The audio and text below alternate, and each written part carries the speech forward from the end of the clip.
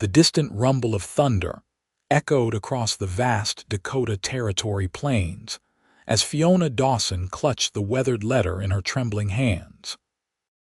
The year was 1878, and the promise of a new life with her ailing uncle in Yankton had turned into a journey of solitude after receiving word of his passing just days before her departure from Boston. Now, as her hired wagon crawled along the rugged trail, the darkening sky mirrored the uncertainty clouding her future. "We should make it to the crossing before nightfall, Miss Dawson," called the driver, a gruff man who had spoken little during their 3-day journey. "River's running high with the spring melt, but we'll manage."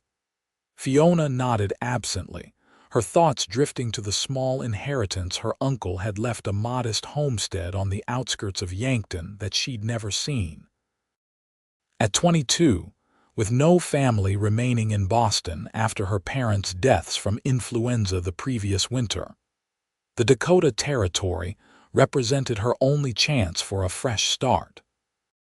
The first heavy raindrops began to fall as they approached the swollen creek, the normally placid water now a churning, angry rush that spilled beyond its banks.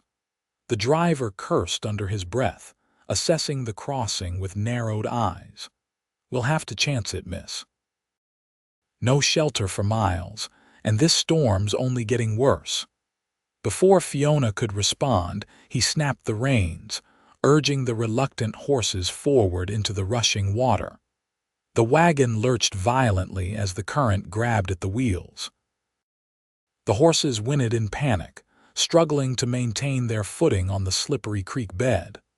"Hold tight," the driver shouted as the wagon tilted precariously. Fiona gripped the bench seat with white knuckles, her heart hammering against her ribs. A tremendous crack split the air as the right wheel struck a submerged boulder. The wagon pitched sideways, throwing Fiona against the side rail. She heard the driver cry out as he was flung into the churning water. The terrified horses broke free from their traces and scrambled toward the opposite bank as the wagon continued to splinter against the rocks. Cold water rushed in, soaking Fiona's skirts and pulling at her body.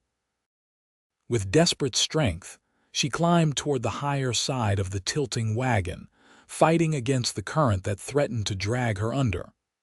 "Help!" she called out, her voice lost in the roar of the storm. The driver was nowhere to be seen, and the realization that she was completely alone struck her with more force than the rushing water. As the wagon continued to break apart beneath her, Fiona grabbed her small valise containing her most precious possessions, her parents' photographs, her mother's locket, and the deed to her uncle's property. With shaking hands, she secured the bag across her body and prepared to abandon the disintegrating vehicle. Just as she was about to leap into the churning water, a commanding voice cut through the storm. "Stay where you are." A lone rider appeared on the bank, mounted on a powerful black stallion. Without hesitation, he urged his horse into the creek, navigating the treacherous current with remarkable skill. As he drew closer, Fiona could make out the features of a man in his late 20s, his face partially shadowed by a wide-brimmed hat, but his eyes piercing and determined locked onto hers. The cowboy maneuvered his horse alongside what remained of the wagon. "Take my hand," he instructed, extending his arm toward her. Fiona hesitated only a moment before reaching out. His grip was iron-strong as he pulled her from the wreckage and onto the horse behind him. The wagon gave one final groan before collapsing completely into the rushing water. "Hold on to me," he ordered, and Fiona wrapped her arms around his waist, pressing against his reins soaked back as the horse fought its way back to the bank. Once on solid ground, the cowboy dismounted in one fluid motion, then helped Fiona down. Rain continued to pour as she stood shivering, surveying the creek where her wagon and driver had disappeared. "My driver," she stammered through chattering teeth. He fell in upstream. The man scanned the churning water. If he went in back there, the current's too strong. No man could fight that. His voice was matter-of-fact, but not unkind. I'll ride back once the storm passes to look for him, but don't hold out hope. Fiona swallowed hard, the reality of her situation crashing down upon her. All her carefully packed trunks containing her clothing, books, and household items, everything she'd brought to start her new life, were now lost to the creek. The cowboy studied her for a long moment. "Where were you headed?" "Yankton," she replied, clutching her valise to her chest. "My uncle left me his homestead when he passed," he nodded, seemingly coming to a decision. "I'm headed there myself. 3 days' ride." He gestured to his horse, who stood patiently in the downpour. "The wagon's gone, miss. You'll ride beside me from now on." Fiona drew herself up despite her bedraggled appearance. "I don't even know your name, sir." A hint of a smile touched his lips. "Samuel Yates. Most folks call me Sam." He extended his hand, which she took after a moment's hesitation. "Fiona Dawson." Sam nodded, then glanced at the darkening sky. "We need shelter. There's an old trapper's cabin about a mile from here. We can wait out the storm there." He helped her mount the horse before swinging up behind her, his arms encircling her as he took the reins. Fiona sat rigidly, acutely aware of the impropriety of their situation, yet knowing she had no alternative. "Relax, Miss Dawson," he said, his voice close to her ear. "I promise you're safe with me." As they rode through the relentless downpour, Fiona found herself believing him, though she couldn't have explained why. Perhaps it was the respectful way he held himself slightly away from her, despite their forced proximity, or the steady confidence with which he guided his horse through the worsening storm. The trapper's cabin appeared like a mirage through the rain, a small, rough-hewn structure nestled against a stand of cottonwood trees. Sam dismounted first, then lifted Fiona down before leading his horse to a lean-to shelter attached to the cabin's side. "It's not much," he said as he pushed open the cabin's door, "but it's dry." The interior was spare but clean, a single room with a stone fireplace, a narrow bed pushed against one wall, a rough wooden table with 2 chairs, and shelves holding a few basic supplies. Sam worked quickly to start a fire while Fiona stood dripping on the threshold. "You need to get out of those wet clothes," he said matter-of-factly, not looking at her as he coaxed the kindling to catch. "There might be something dry in that chest." He nodded toward a cedar trunk in the corner. Fiona hesitated, then moved to examine the chest's contents. Inside, she found several items of clothing that appeared to belong to a man of medium build, all worn but clean. "I'll step outside while you change," Sam offered, rising from the now crackling fire. "But it's still pouring," she protested. "I need to tend to Apache anyway," he replied, referring to his horse. "Take your time." Once alone, Fiona quickly shed her sodden dress, petticoats, and corset, wringing them out as best she could before hanging them near the fire. She pulled on a flannel shirt and a pair of trousers from the trunk, rolling up the sleeves and legs to accommodate her smaller frame and cinching the waist with a length of rope she found on a shelf. When Sam returned, he paused momentarily in the doorway, his expression unreadable as he took in her transformed appearance. Fiona felt a blush creep up her neck. "I apologize for the impropriety, Mr. Yates," but he waved off her concerns. "No need for apologies. Practicality trumps propriety out here." He hung his dripping hat and coat by the door and ran a hand through his damp, dark hair.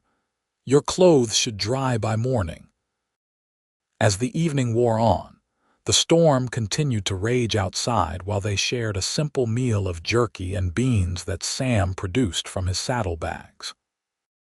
Fiona learned that he worked as a cattle driver for the Holloway Ranch outside of Yankton, and had been returning from delivering a message to a neighboring rancher when he spotted her wagon in trouble.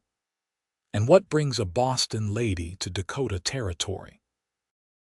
he asked as they sat before the fire, the flames casting dancing shadows across his weathered features. Fiona told him about her uncle's passing, her parents' deaths, and her decision to claim her inheritance rather than accept her mother's cousin's offer of a position as a companion to her disagreeable daughter.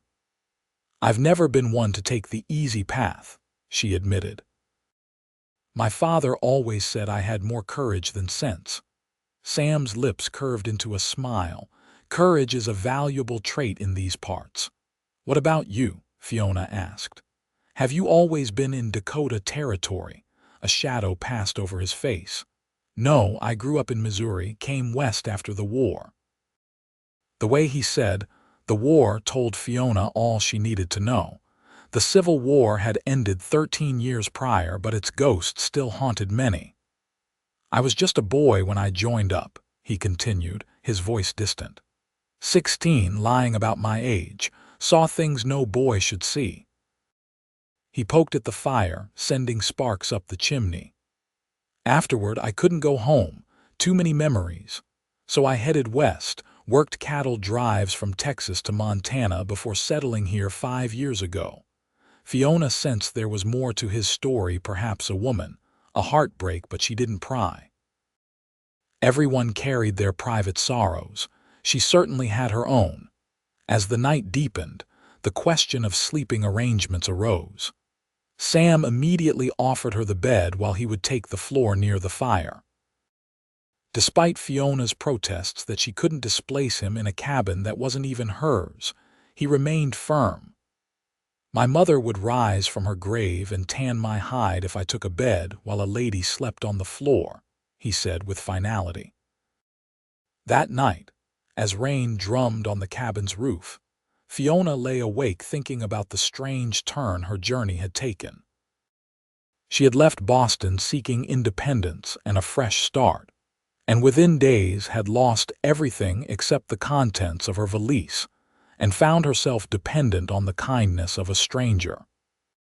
Yet strangely, she felt no fear in Sam Yates's presence, only a curious sense of trust that she couldn't quite explain.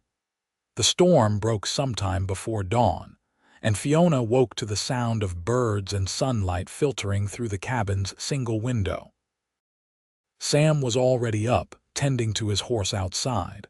Her clothes were dry, if somewhat stiff, and she quickly changed back into them, relieved to be properly dressed again. Sam re-entered just as she was pinning up her hair. "Good morning," he greeted her. "Creek still high, but the rain stopped. We should head out soon if you're ready." They set out under clear skies, with Fiona riding behind Sam on Apache. The countryside, washed clean by the storm, revealed itself in vibrant detail, rolling grasslands stretching toward distant bluffs, wildflowers nodding in the gentle breeze, and hawks circling lazily overhead. Despite her losses, Fiona couldn't help but feel a spark of excitement about the land that was to be her new home. As they rode, Sam pointed out various landmarks and shared stories about the territory. He spoke of the harsh winters, the brief, glorious summers, and the resilience required to thrive in such a demanding landscape. Fiona drank in his words, storing away information she knew would be valuable in the months ahead. By midday, they stopped to rest in the shade of a cottonwood grove beside a clear stream. As Fiona washed her face and hands in the cool water, she noticed Sam watching her with an expression she couldn't quite decipher. "What is it?" she asked, suddenly self-conscious. He shook his head slightly. "Just thinking that most city women I've encountered would be in hysterics by now, losing their belongings, being forced to travel improperly with a stranger, facing an uncertain future." Fiona smiled wryly. "Perhaps I'm not most women." "No," he agreed quietly. "You certainly are not." Their journey continued through the afternoon, and as they rode, Fiona found herself growing increasingly comfortable with Sam's proximity. The solid warmth of his back against her chest, the steady rhythm of the horse's gait, and the vast open sky above created a curious sense of contentment she had rarely experienced before. They made camp that evening in a sheltered hollow, with Sam efficiently setting up a small fire and preparing a modest meal from his provisions. As darkness fell and stars appeared in breathtaking profusion overhead, Fiona realized she had never seen the night sky so clearly, unobscured by city lights and smoke. "It's magnificent," she breathed, tilting her head back to take in the spectacle. Sam followed her gaze upward. "One thing about Dakota Territory, the sky goes on forever."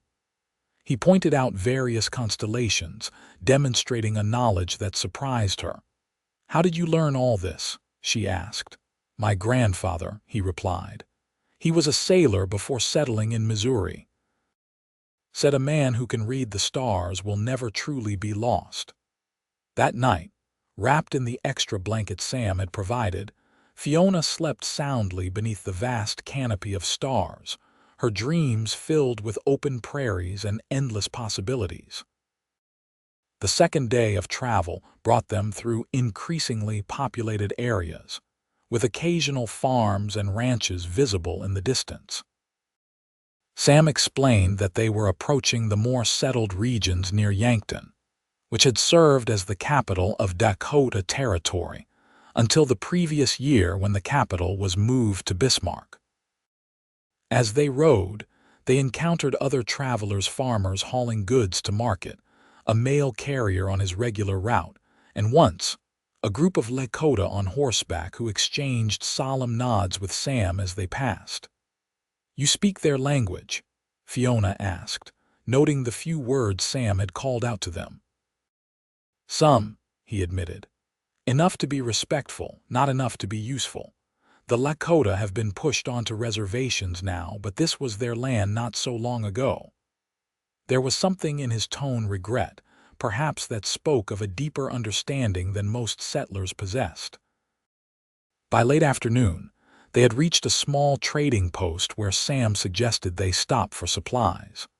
Fiona realized with dismay that she had no money readily available. Her funds had been in her trunk, now lost to the creek. "I can't ask you to provide for me, Mr. Yates," she said as they dismounted. "Perhaps the proprietor would accept a promissory note until I can access my uncle's accounts in Yankton." Sam shook his head. "No need. Consider it a loan if it makes you feel better, but you need supplies."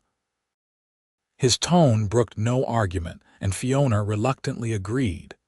Inside the trading post, Sam efficiently gathered basic provisions while Fiona selected a few modest necessities: a comb, a bar of soap, a shawl to replace the one lost in the creek. As they were concluding their purchases, the proprietor, a garrulous man with an impressive white beard, engaged them in conversation. "Heading to Yankton, you say? You folks newly married?" he asked, eyeing them speculatively. Before Fiona could correct him, Sam smoothly intervened. "Miss Dawson is traveling to claim her uncle's property. I'm merely escorting her after her wagon was lost in the crossing." The man's expression changed, his eyes narrowing slightly as he reassessed Fiona. She felt a flicker of unease at the calculating look. "That right? Traveling alone with no chaperone?" The man's tone carried a hint of judgment that made Fiona stiffen. "Miss Dawson had little choice after the accident," Sam replied, his voice carrying a subtle edge of warning. "We'll be in Yankton by tomorrow evening." Outside the trading post, Fiona expressed her concern about the encounter. "I hadn't considered how this might appear to others." "Your reputation, my reputation, is of no consequence," Sam interrupted. "But yours, I should have thought of that," he frowned, considering. "We'll stop at the Miller homestead tonight. Mrs. Miller is a kind woman who won't turn away someone in need, and her presence will provide the propriety your situation requires." The Miller homestead proved to be a modest but well-kept farm about 10 miles from the trading post. As Sam had predicted, Martha Miller welcomed them warmly, clucking in sympathy when she heard about Fiona's misfortune. "Of course you'll stay the night," she insisted, ushering Fiona into the house while her husband, Robert, helped Sam with the horse. Sam Yates has always been a gentleman, but people do love to talk. "You'll be more comfortable here than camping under the stars again." That evening, as they shared a hearty meal with the Millers and their 3 young children, Fiona observed Sam in this domestic setting. He was different here, more relaxed, smiling more readily as he entertained the children with tales of his cattle-driving adventures. The youngest Miller girl, about 5 years old, had taken a particular shine to him, climbing onto his lap without hesitation and demanding stories. "You're good with children," Fiona remarked later as they sat on the porch while the Millers prepared for bed inside. Sam looked surprised, then slightly embarrassed. "Kids are easy. They don't judge you for your past or worry about who you might become. They just take you as you are." "A valuable philosophy," Fiona said softly. "I think perhaps I need to learn from them." Their eyes met in the lamplight, and something passed between them, a moment of perfect understanding that made Fiona's heart beat a little faster. Then Sam glanced away, clearing his throat. "We should reach your property by mid-afternoon tomorrow," he said, his tone businesslike once more. "Your uncle's place is about 3 miles outside of Yankton proper." "You know it?" Fiona asked, surprised. Sam nodded. "Caleb Dawson was known to most folks around here. Good man, fair in his dealings. The property isn't large, but the land is fertile, with a spring-fed creek running through it." A wave of emotion washed over Fiona, grief for the uncle she'd never meet, gratitude for his foresight in providing for her, and trepidation about the challenges ahead.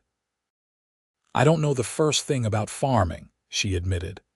"In Boston, the closest I came to agriculture was tending my mother's window box herbs." Sam studied her thoughtfully. "Yankton has a strong community. People help each other.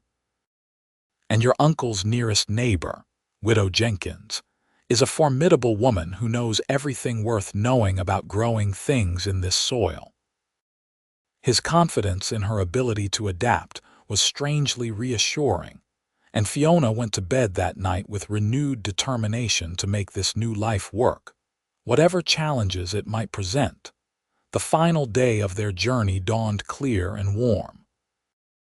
After a substantial breakfast and heartfelt thanks to the Millers, Sam and Fiona set out on the last leg to Yankton. The landscape gradually became more cultivated, with fenced fields and occasional clusters of buildings marking small settlements.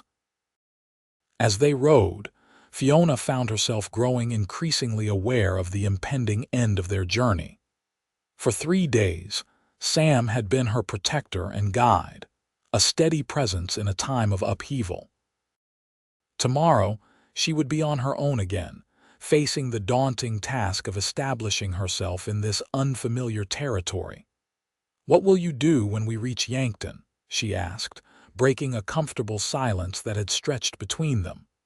"Report back to the ranch," he replied. "The spring cattle drive starts next week. We'll be moving 2,000 head north to the railroad at Bismarck." "How long will you be gone?" 6 weeks, maybe more depending on the weather and river crossings. Fiona nodded, trying to ignore the sinking feeling in her stomach. "I'm grateful for your help, Mr. Yates. I don't know what would have become of me if you hadn't happened along when you did." Sam was quiet for a moment. "Some might call it chance," he finally said. "I think maybe it was something else." Before Fiona could ask what he meant, he pointed to a ridge ahead. "From there, you'll get your first view of Yankton." The town of Yankton spread below them, a substantial settlement nestled along the Missouri River. While not as imposing as Boston, it was larger than Fiona had expected, with several blocks of proper buildings, including a courthouse, churches, hotels, and various businesses. The territorial legislature met there until last year, Sam explained, pointing to an impressive building near the center of town. Yankton's still growing, even after losing the capital designation. The railroad's coming through next year, which will change things even more. They rode into town in the early afternoon, attracting curious glances from passers-by. Sam guided them to a brick building with a sign identifying it as the office of Hargrove and Sons, attorneys at law. "Your uncle's lawyer," Sam explained as he helped her dismount. "He'll have the deed and keys to the property and can help you access any funds your uncle left." Inside, they were greeted by Everett Hargrove, a distinguished gentleman in his 60s who recognized Sam immediately. "Mr. Yates," he said with evident surprise. "This is unexpected." His gaze shifted to Fiona. "And you must be Miss Dawson. We received word you were coming, though we expected you several days ago." Fiona explained the accident at the creek crossing, expressing her gratitude for Sam's timely intervention. "How fortunate," Hargrove murmured, glancing between them with poorly concealed curiosity. "Well, you're here now. Your uncle left his affairs in good order."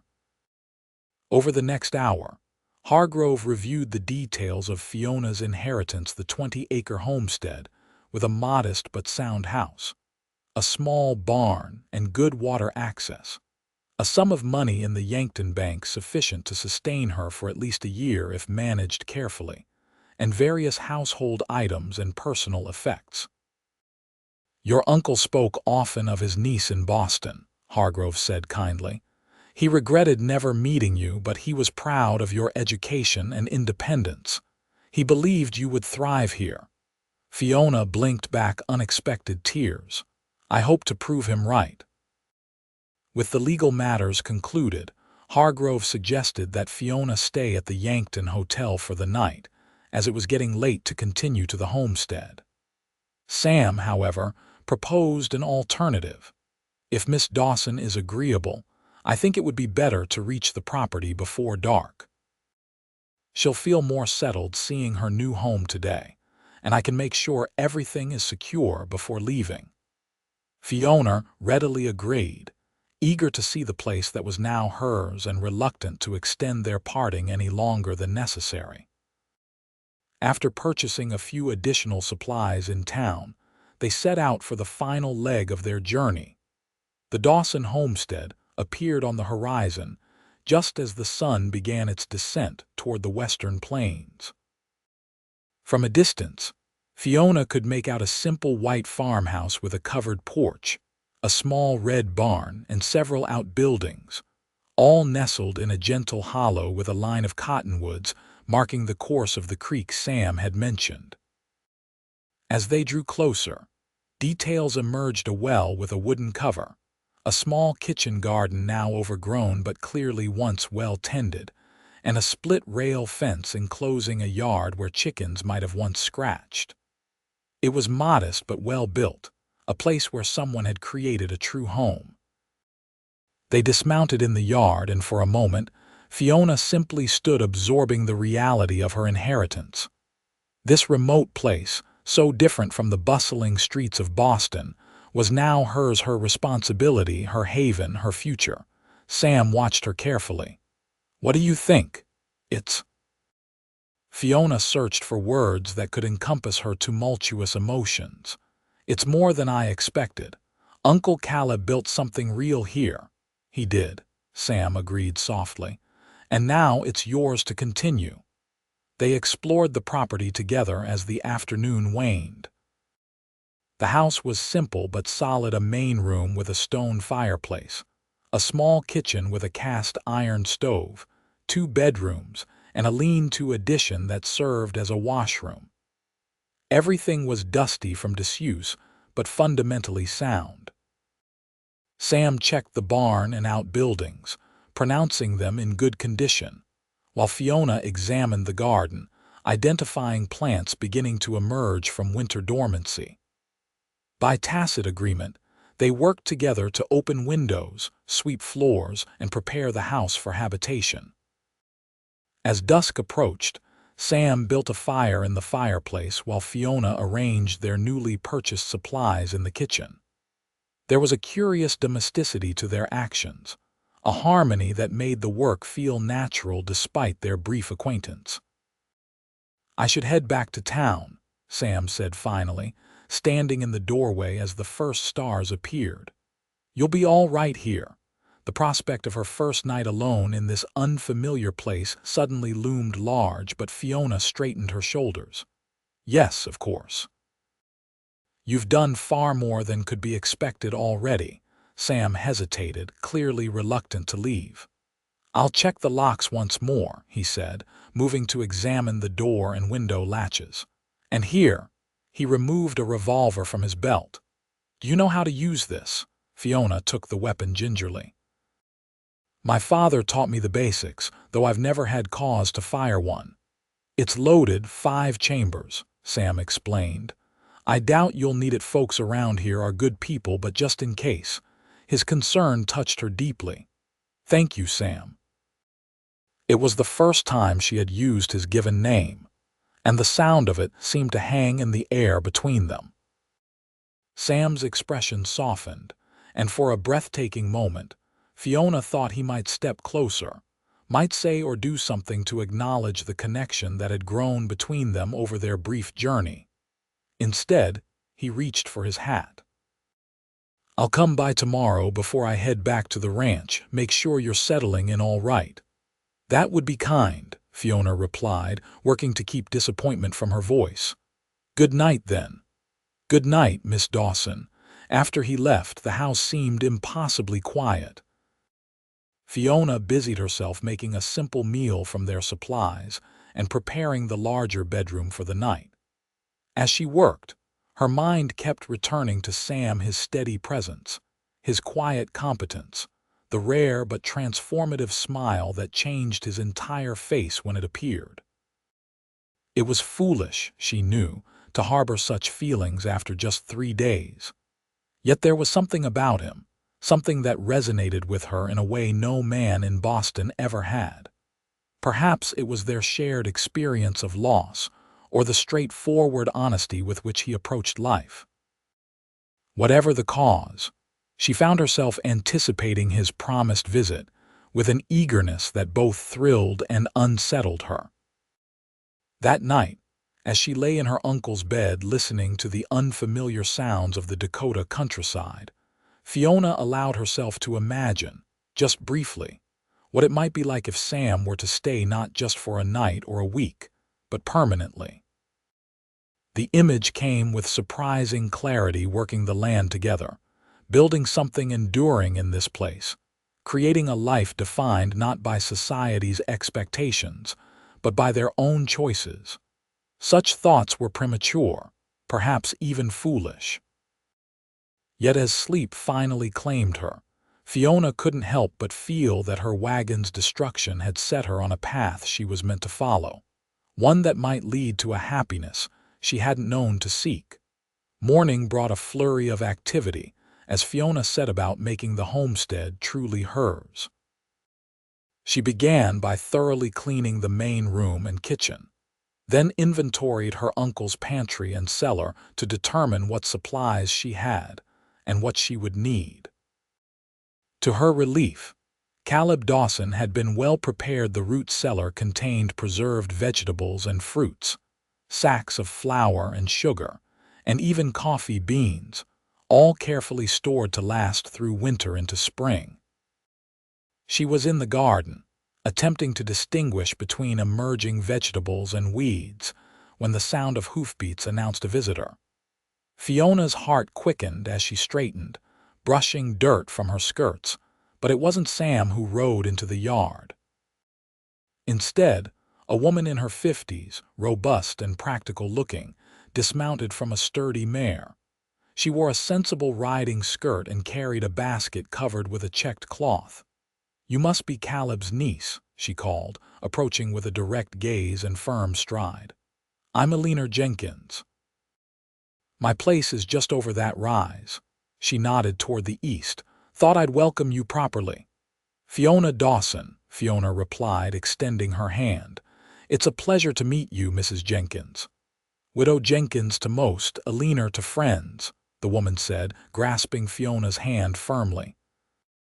And I hope we'll be friends, being neighbors and all. She held up her basket. Brought you some fresh bread and a jar of preserves. First days in a new place are easier with decent food. Touched by the gesture, Fiona invited her inside. Over tea brewed from Fiona's new supplies, Widow Jenkins provided a wealth of practical information about the area which merchants in Yankton were fair, which would try to cheat a woman on her own, when to plant various crops, how to predict weather from the behavior of birds and insects. Your uncle was a good neighbor, she said, accepting a second cup of tea. Helped me plenty after my William passed 6 years ago. Glad to return the favor with you. I appreciate that more than I can say, Fiona admitted. I'm determined to make this work, but there's so much I don't know. Alina studied her thoughtfully. Determination counts for more than experience out here. You'll learn what you need to know. She paused, then added with deliberate casualness. Sam Yates said you handled yourself well after the wagon accident. Fiona couldn't hide her surprise. You've spoken to Mr. Yates. He stopped by my place early this morning, asked me to check on you, Alina explained, a knowing glint in her eye. Said he'd be along himself later, but wanted to make sure you weren't alone too long your first day. Warmth bloomed in Fiona's chest at this evidence of Sam's consideration. He's been very kind. Sam's one of the good ones, Alina agreed. Keeps to himself mostly, but always there when needed. She gave Fiona an appraising look. Made quite an impression on you, I'd wager. Fiona felt her cheeks flush. We barely know each other. Sometimes that's all it takes, Alina replied with a slight smile. My William proposed 3 days after we met. Said when it's right, you just know. She stood, gathering her empty cup. Now, shall we take a proper look at that garden? Those potatoes won't wait forever. They spent the next 2 hours working side by side in the garden, with Alina patiently explaining which plants to nurture and which to pull. By the time they finished, Fiona had a much clearer understanding of the immediate tasks required to make the homestead productive. You'll do fine, Alina declared as she prepared to leave. Come over any time with questions or just for company. Gets lonely out here sometimes. After Alina's departure, Fiona continued working, energized by the progress they'd made and the connections she was beginning to form in her new community. She was so absorbed in cleaning out the chicken coop, a task Alina had suggested should be done, before acquiring new hens that she didn't hear the approaching rider until he was already in the yard. Miss Dawson. Fiona emerged from the coop, disheveled and dusty, to find Sam dismounted and leading not only his black stallion, but also a sturdy wagon pulled by 2 draft horses. The wagon bed was loaded with lumber, tools, and what appeared to be furniture. Mr. Yates, she greeted him, suddenly acutely aware of her appearance. I wasn't expecting. What is all this? Sam removed his hat, turning it in his hands. I spoke with Mr. Hargrove this morning.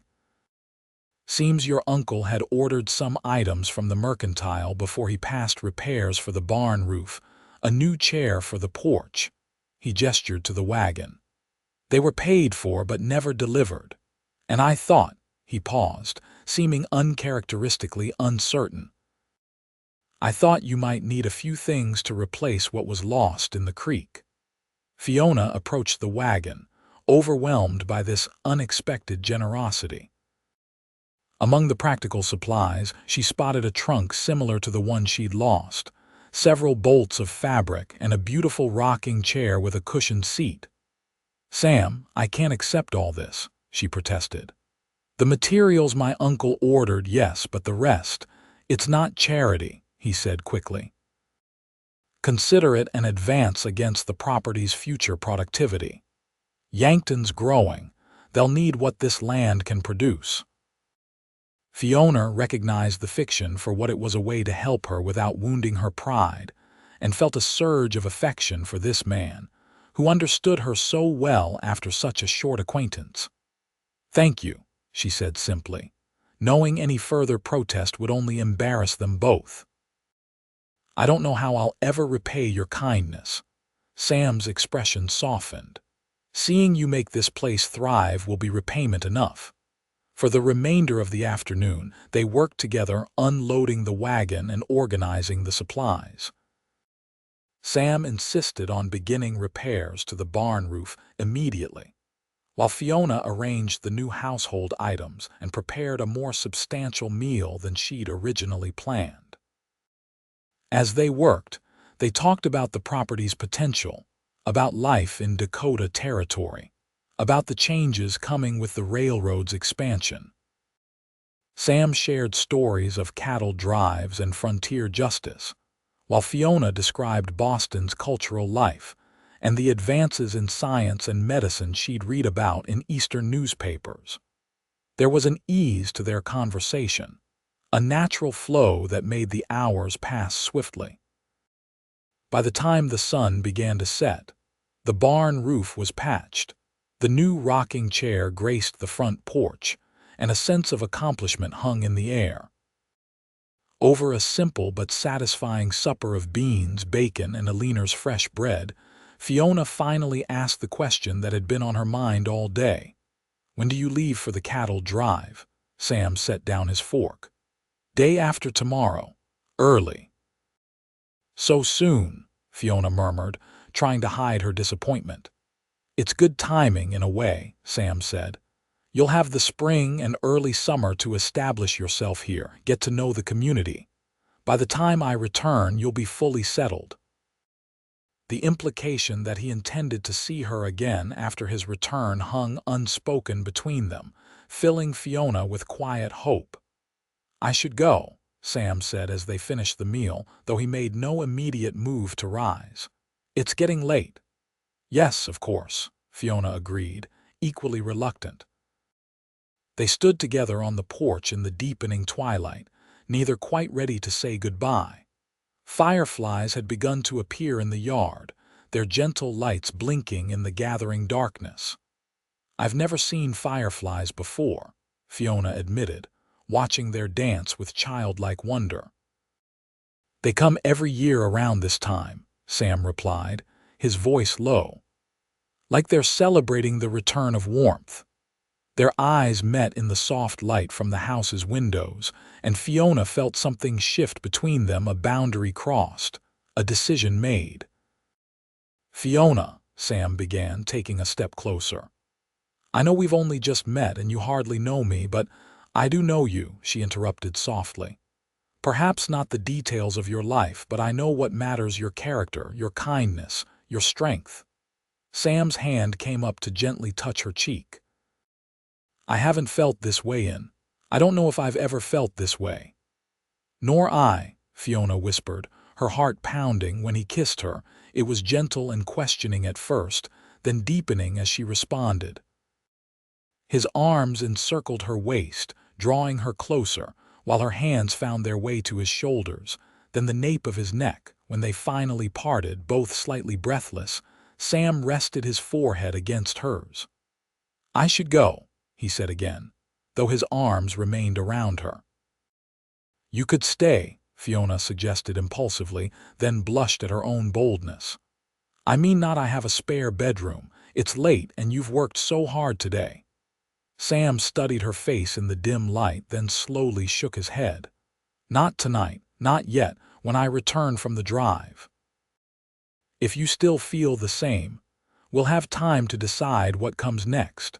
Disappointment mingled with respect for his restraint. "6 weeks is a long time," she said. "Not so long," he countered with a slight smile, "when there's something worth coming back for." He kissed her once more, briefly but tenderly, before mounting his horse. "I'll try to stop by tomorrow before I have to report to the ranch, but if I can't, "I'll be here when you return," Fiona promised. "Be safe, Sam." She stood on the porch watching until horse and rider disappeared into the darkness, then went inside to the house that already felt more like home than any place had since her parents' passing. The next day passed in a flurry of activity as Fiona continued settling in. True to her word, Eleanor Jenkins returned with her grown son, who helped Fiona complete the barn repairs Sam had begun.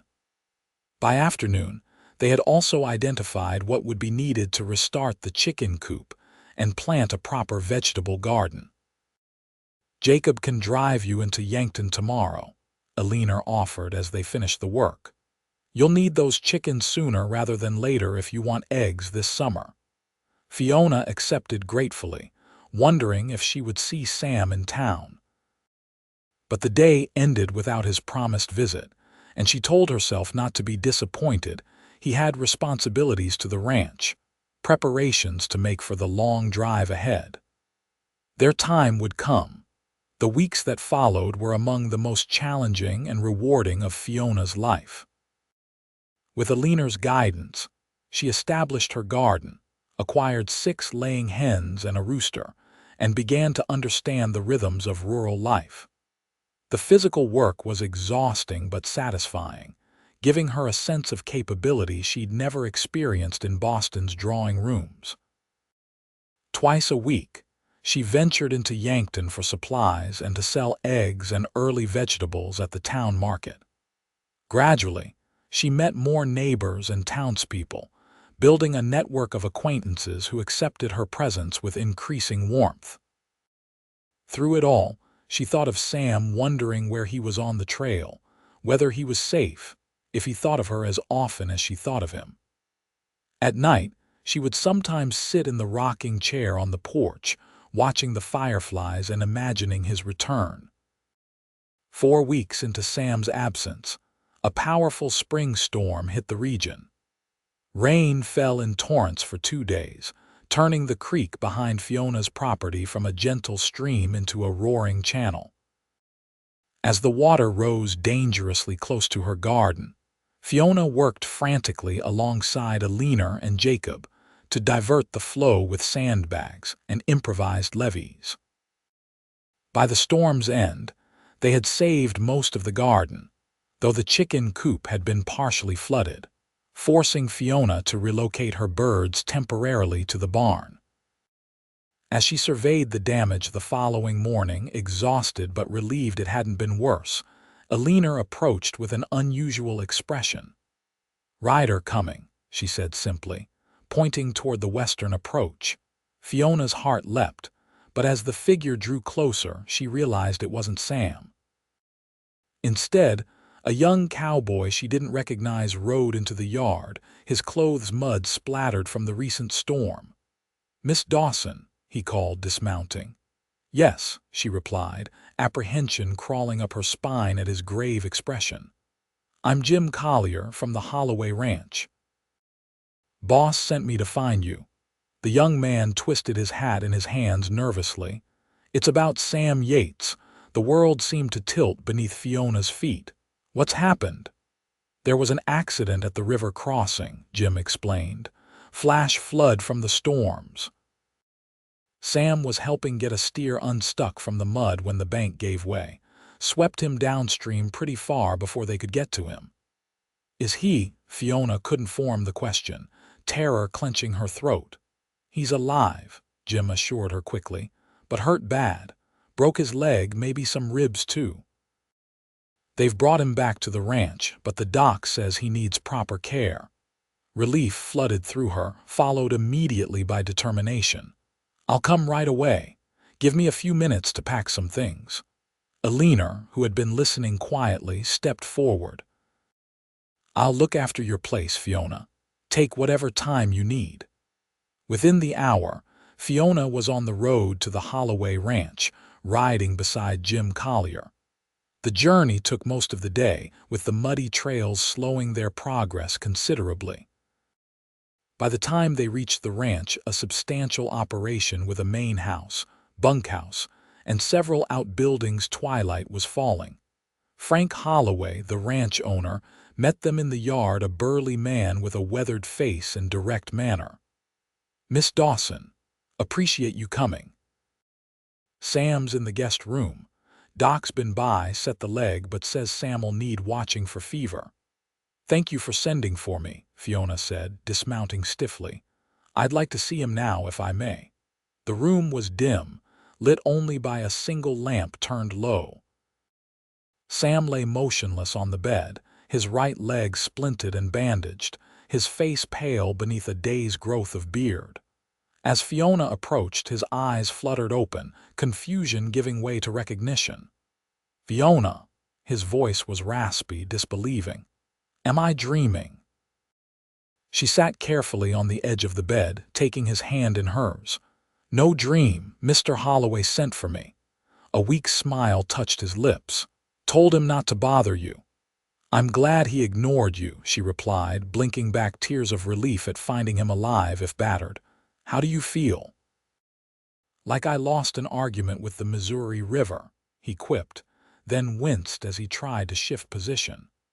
"Doc says the leg will heal, but it'll be weeks before I can ride again." Fiona's heart ached at his obvious frustration.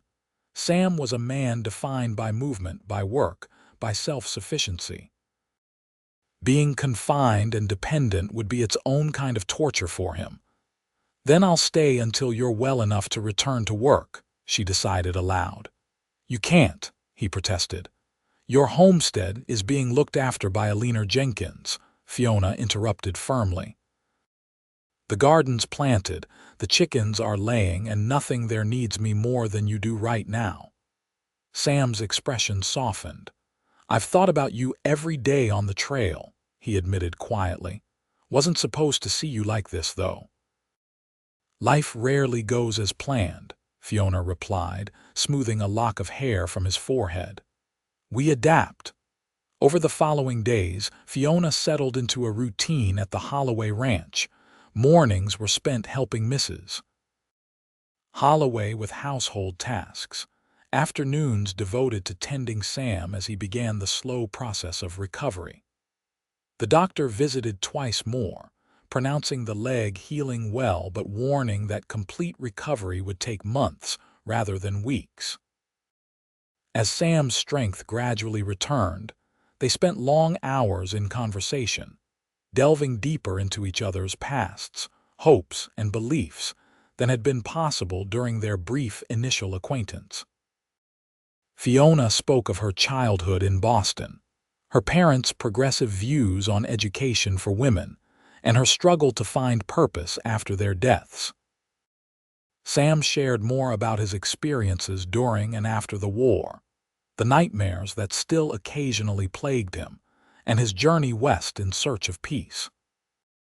"I never expected to find it," he confessed one evening as they sat together on the porch of the main house, watching the sunset paint the prairie in gold and crimson. "Peace, I mean. Thought maybe out here with enough space and sky the memories would fade, but they never did, not completely." "And now?" Fiona asked softly. Sam's eyes met hers, warm and certain. "Now I think maybe peace isn't about forgetting the past. It's about finding something in the present worth building a future around." 2 weeks after her arrival at the ranch, Fiona received a letter from Alina reporting that all was well at the homestead. The garden was thriving after the rain, the chickens were productive, and the community had come together to complete the repairs to the storm damage. "You've made quite an impression on Yankton," Sam observed as she read the letter aloud to him. "Not surprising." "I've barely begun," Fiona replied. "There's so much more I want to do with the property, expand the garden, perhaps add a dairy cow, maybe even plant an orchard next spring." "Sounds like you're planning to stay for good," Sam said carefully. Fiona met his gaze steadily. "I am. This is my home now. I can't imagine being anywhere else." Something shifted in Sam's expression: relief, hope, determination. "Fiona," he began, taking her hand. "I had this all planned differently. Was going to court you properly after the cattle drive, take time to show you I could be the man you deserve." "Sam, please, let me finish," he said gently. "I may not be wealthy or educated like the men you knew in Boston. I've got scars, inside and out, and sometimes the nightmares still come. But I promise you this: I will work every day to be worthy of your trust, to build something good with you, to be the kind of man who makes you proud to stand beside him." Tears welled in Fiona's eyes as she realized what he was saying. "I love you, Fiona Dawson," Sam continued, his voice steady despite the vulnerability in his eyes. "If you'll have me, I want to spend my life with you, working your land, building our home, facing whatever comes together." "Yes," Fiona whispered without hesitation. "Yes, Sam." His kiss was tender, filled with promise and a future suddenly luminous with possibility. When they parted, both were smiling through tears. "When?" she asked simply. "As soon as I can stand without these blasted crutches," he replied with a rueful laugh. "I refuse to hobble down the aisle." "4 weeks, then," Fiona declared decisively. "The doctor said you should be able to manage short distances by then, and that's all you need to reach the church in Yankton." The wedding took place exactly 4 weeks later in Yankton's small Methodist church. Sam, still using a cane but standing tall and proud, waited at the altar as Fiona walked down the aisle on Frank Holloway's arm. Her dress, fashioned from one of the bolts of fabric Sam had brought to the homestead that first day, was simple but elegant, adorned with lace that Alina Jenkins had contributed from her own wedding gown. The entire community seemed to have turned out for the occasion: ranch hands from Holloway's, merchants from town, neighboring farmers and their families. Even Everett Hargrove attended, presenting the newlyweds with a hand-carved wooden box containing the original deed to the property, now amended to include both their names. "Your uncle would be pleased," he told Fiona during the celebration afterward. He always hoped the place would become a true home again. The journey back to the homestead, their homestead now, was slow due to Sam's still healing leg, but as they crested the final rise and the house came into view, bathed in the golden light of late afternoon, a sense of rightness settled over them both. "Welcome home, Mrs. Yates," Sam said softly as he helped her down from the wagon. "It's good to be home," Fiona replied, looking from the house to the man beside her. "With you." Sam led her to the porch, where the rocking chair he'd brought now had a companion, a wedding gift from Jacob Jenkins, who had crafted it to match the original. As they stood together surveying their domain, Sam's arm around her waist, Fiona thought of the accident that had seemed so disastrous just months before. "You ever think about how differently things might have turned out?" she asked. "If my wagon hadn't splintered on the rocks that day?" Sam considered for a moment. "I'd like to think we'd have found each other anyway somehow, but I'm grateful it happened as it did." He kissed her temple gently. "Though I still wish you hadn't lost your things in the creek." Fiona turned in his arms to face him. "I lost a trunk of possessions, but found everything that matters," she said simply. "I'd make that trade again in a heartbeat." 5 years later, the Yates homestead had been transformed. The original 20 acres had been supplemented by an adjacent parcel when the previous owner decided to move further west. The garden had expanded into a productive market farm, supplying Yankton's growing population with fresh produce. An orchard of young apple and plum trees lined the eastern boundary, and a small herd of dairy cows grazed in the southern pasture. The house, too, had grown. Sam had added a second story with 2 additional bedrooms, a larger kitchen, and a covered veranda that wrapped around 3 sides, providing ample space for family gatherings and quiet evenings watching the sunset. On a warm June evening, Fiona sat in her original rocking chair on that veranda, nursing their 3-month-old daughter, Sarah Eleanor Yates. Nearby, 4-year-old Caleb Samuel played with wooden blocks on a quilt spread across the planks, occasionally narrating his imaginary adventures to his mother and sister. The sound of hoofbeats announced Sam's return from town, where he'd gone to mail letters and pick up supplies. In addition to farming, he now served as the area's most respected horse trainer, with clients coming from as far as Sioux Falls for his services. "Papa," Caleb cried, abandoning his blocks to race down the steps as Sam dismounted. "There's my boy," Sam laughed, swinging the child into his arms. "Have you been helping your mama today? I fed the chickens all by myself," Caleb announced proudly. "And I didn't spill hardly any feed." "That's my good man," Sam praised him, carrying him up the steps to the veranda. He leaned down to kiss Fiona, then gazed tenderly at the infant in her arms. "And how are my beautiful girls today? Thriving," Fiona replied with a smile. "Sarah's developing quite an appetite, and I've managed to put up 3 quarts of strawberry preserves between feedings." Sam shook his head in admiration.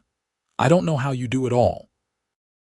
"I have excellent help," she replied, glancing meaningfully at their son, who beamed at the recognition.